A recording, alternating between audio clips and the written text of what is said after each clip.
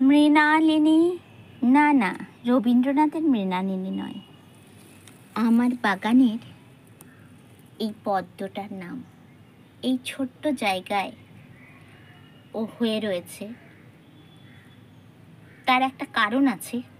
আমার এক ভাই আমাকে পদ্মের টিউবারটা গিফট করেছে, তো সেইটা আমি এই ছোট জায়গাতেই রেখেছিলাম এবং 4টে কুঁড়ি এসেছে, দেখতেই পাচ্ছেন। এবার ওকে আমি শিফট করব, এবং কিভাবে শিফট করব, কি তার মিডিয়া, সেটা জানাতেই আজকের ভিডিও। ভালো লাগার কাছে সকলকে স্বাগত বন্ধুরা, আশা করি আপনারা ভালো আছেন আর আমিও ভালো আছি।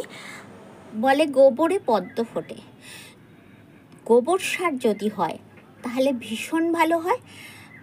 যারা গোবর সার পাবেন না তারা ঘুঁটেকে ভিজিয়ে রাখুন এবং সেই ঘুঁটে ভেজানোটাকে গুঁড়ো করে আপনারা মাটির সঙ্গে মিশিয়ে দিন। আমি খুব সহজে পদ্ম গাছ করতে ভালোবাসি, যে কোনো গাছই খুব সহজে করতে ভালোবাসি, সেটা তো আপনাদের বারে বারে বলি। তো সেই জন্য আমি যে মাটি দিয়ে সব গাছ বসাই তার মধ্যে আমার সব রকম ইনগ্রেডিয়েন্টস থাকে, যেমন হাড়ের গুঁড়ো, শিংকুচি, বাদাম খোল, নিম খোল, সর্ষের খোল, ভার্মি কম্পোস্ট এবং গার্ডেন সয়েল। এই সমস্তগুলোকে একসঙ্গে করে আমি একটা মাটি তৈরি করে রাখি। সেই মাটিটাই আমি কিন্তু 50% দিয়েছি, আর বাকি 50%-এর মধ্যে আমি ভার্মি কম্পোস্ট আরও একটু বেশি করে দিয়েছি, আর সঙ্গে দিয়েছি ঘুঁটে গুঁড়ো। এবারে আমি পদ্ম গাছটাকে প্রতিস্থাপন করব। প্রতিস্থাপন করার দিন 7 পরে আমি ওকে খেতে দেবো, এবং কি খেতে দেবো, কিভাবে খেতে দেবো, সবই আমি আপনাদের সাথে বলবো। দেখুন, গতকাল বৃষ্টি হয়েছে, সেই জন্য জলটা একটু ঘোলা লাগছে। আর এই যে দেখছেন, এগুলো হচ্ছে ধানের তুষ। আমি এগুলো মাটির সঙ্গে মিশিয়ে আমার মাটিটা তৈরি করি, তাই এগুলো রয়ে গেছে। আর পদ্মের যে মাটিটা হয়েছে সেটা হচ্ছে এরকম। তো গাছের যে ড্রামে আপনারা করবেন, সেই ড্রামে যত বেশি জল দেবেন তত বেশি পদ্মের ফুলের আকৃতি বড় হবে এবং পাতার আকৃতিও কিন্তু বড় হবে। এটা কিন্তু ভুলবেন না। আর খুব সন্তর্পণে পদ্মের টিউবারটাকে এখানে বসাবেন। কোনো রকম আঘাত দিলে কিন্তু পদ্ম গাছের ক্ষতি হয়ে যাবে। আমার এইবারে আস্তে করে পদ্মের টিউবারটা আমি বসিয়ে দেব। এই যে মাটিতে আমার পদ্ম গাছটা বসাচ্ছি, এখানেও সেই মাটি দেওয়া ছিল এবং টিউবারটা ছিল 6 ইঞ্চি মতন লম্বা, সেটাই বসানো ছিল। আর সেই টিউবারটাকেই আমি বসিয়ে দিচ্ছি। খুব আস্তে করে 2 হাতে করলে খুব ভালো হয়।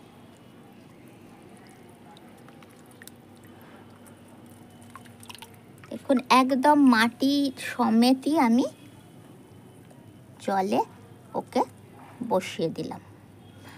কোনো চাপাচাপি করবেন না, আলতোভাবে বসিয়ে দেবেন আর টিউবারটাকে একটু মাটি দিয়ে ঢেকে দেবেন।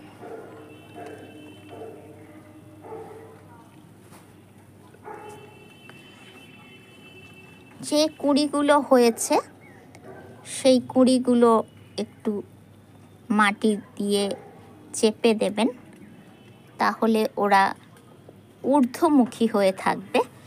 আর ওরা জলের মধ্যে যদি পড়ে যায় তাহলে পচে যাবে। সেই জন্য ওদেরকে যতটা পারবেন একটু মাটি দিয়ে সাপোর্ট দিয়ে দেবেন।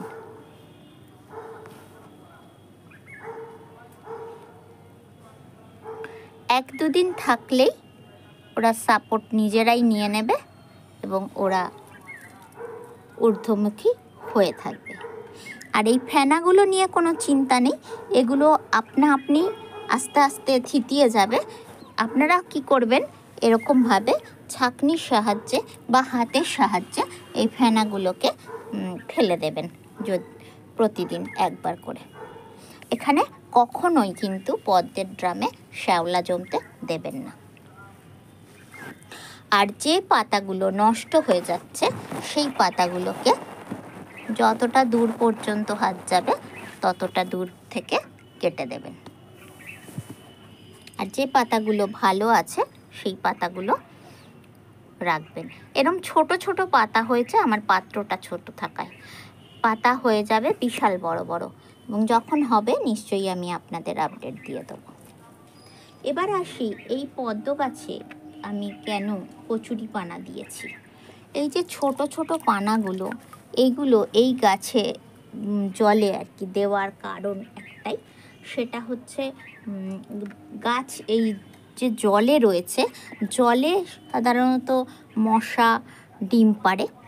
আর মশা ডিম পাড়ার ফলে কি হয়, আমাদের ডেঙ্গু টেঙ্গু হওয়ার একটা ভয় থাকে। তো সেজন্য জলের মধ্যে গাপ্পি বা মলি জাতীয় মাছ আপনারা ছেড়ে দেবেন। আমিও ছাড়বো, আমার অ্যাকোরিয়ামে রয়েছে, আমি নিয়ে এসে ছেড়ে দেবো। তো আপনারাও সেই ধরনের মাছ, বেশি নয়, 2টো রাখলেই দেখবেন আপনাদের ওরা বংশ বিস্তার করে ওরা কিন্তু অনেক হয়ে যাচ্ছে। তা 2-4টে মলি বা গাপ্পি ছেড়ে দেবেন। আর তাদের খাবার হিসাবে কিন্তু এই ছোট ছোট পানাগুলো খুব কাজে লাগবে। তাছাড়া জলটাকে ঘোলা হতেও দেবে না, সেই জন্য এই কচুরি পানাগুলো দেওয়া। এবার আসি পদ্মের খাবার। পদ্মে কিন্তু রোজ রোজ খাবার দেওয়ার কোনো প্রয়োজন নেই। মাসে একবার এনপিকে 10-26-26 খাবার আপনারা দিয়ে দেবেন। সেটা স্প্রে করেও দিতে পারেন, বা আমি যে পদ্ধতিতে দিই সেই পদ্ধতিতে আপনারা দিতে পারেন। গাছ খাবার সংগ্রহ করতে পারবে, আর গাছের বৃদ্ধিও কিন্তু ভীষণ ভালো হবে। এখন যে মাটিতে ও লাগানো আছে তাতে করে ও যা খাবার পাবে তাতেই ওর যথেষ্ট। পরেও ওকে আরও বেশি করে ফুল আনার জন্য এবং আরও হেলদি করার জন্য আমি 10-26-26 দেব, বা সুফলাও আপনারা দিতে পারেন। কিন্তু ছড়িয়ে জলের মধ্যে দিলে হবে না, এর একটা প্রসেস আছে, সেই প্রসেসটা আমি আপনাদেরকে দেখিয়ে দেবো। পদ্মের গুণাগুণ সম্পর্কে আপনাদের একটু বলা দরকার। পদ্ম ফুলের ডাঁটি কিন্তু বিভিন্ন রকমের রোগ প্রতিরোধের জন্য খুব প্রয়োজনীয় একটা উপকারী জিনিস। দুর্গাপূজায় পদ্ম ফুল কাজে লাগে, যার জন্য পদ্ম চাষ করে অনেক মানুষ জীবিকা অর্জন করছে, এবং খাল বিল নদী নালায় পদ্মের উপস্থিতি আমরা পাই, এবং সেখানে কিন্তু যেটা আমরা দেখি যে সেখানে কিন্তু সাপের উপদ্রব খুব হয়। আর সেইগুলোকে উপেক্ষা করে অনেক মানুষই তাদের জীবিকা নির্বাহ করে চলেছে। সেই পদ্ম যখন আমার ছাদে আছে, তার একটা আলাদা অনুভূতি অবশ্যই আমারও হয়, আপনাদেরও হবে।